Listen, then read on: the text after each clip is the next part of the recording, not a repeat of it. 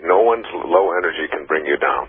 Higher energy is energy that nullifies lower energy. Lower energy is not something that is capable of bringing higher energy down. The reason that you go down when you're around lower energy people is because you join them in whatever their energy is. In other words, if someone is angry at you and you respond to them with the same anger back, you started out with a very low energy thing called anger, and then you've doubled it or multiplied it or quantum figured out a way to make it larger and larger by reacting with that same anger.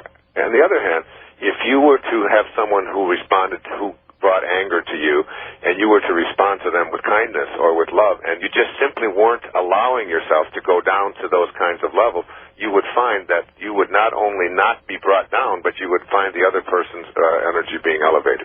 The example I always give is I said, imagine Jesus and someone saying to Jesus, I want you to go over there and I want you to talk to all of those thieves. And Jesus saying, well, no, I can't go around those thieves because they bring me down. They're trying to pickpocket me. They try to steal my wallet. They're trying to take my sandals from me.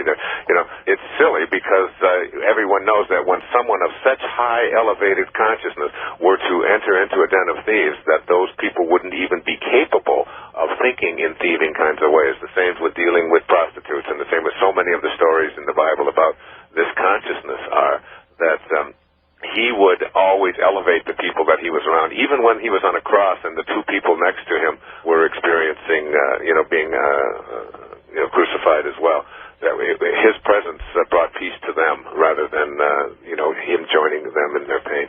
So first of all, don't think of yourself as being in a position to allow lower energy people to bring you down. Just refuse to join them in that kind of energy. I would recommend that you pick up The Power of Intention and read Chapter 9. And the title of that chapter is, It is my intention to be authentic and peaceful with all of my relatives.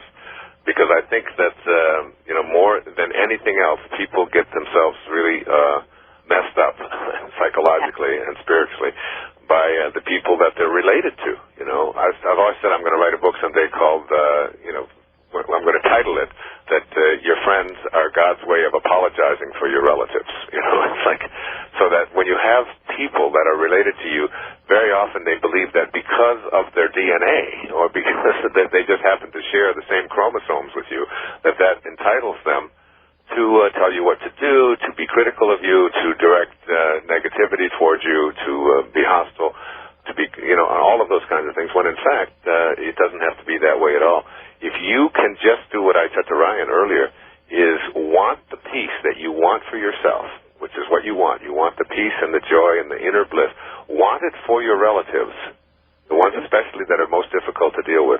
Want it for them more than you want it for yourself, so that the next time you're about to encounter a mother-in-law or a sister or a child or a grandchild or whomever, go into that conversation, go into that encounter, wanting the peace that you want for them more than you want it for yourself. You're going to find yourself sending them love, surrounding them with light, and just almost being amused at their efforts to bring you into their negativity. It's almost amusing. All of my relatives have given up on Wayne. There's not one of them out there that even thinks for a moment that they can possibly make me feel guilty or manipulate me into being what they think I should be, because I just send them so much love for who they are and what they are, and I'm just, what their opinions of me are irrelevant. I think the most important title you can remember is that what you think of me is none of my business. Well, you don't have to be wishy-washy at all, but you can send love. The response that you have to people who are telling you that you should be this or you should be that is, thank you. I appreciate your concern. Thank you for your opinion. That was a very nice, I've never thought of it quite that way.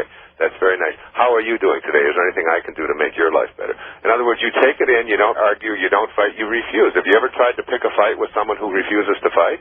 Before you know it, you're joining them in their peace, and that's what you have to be. That's the kind of being you want to become.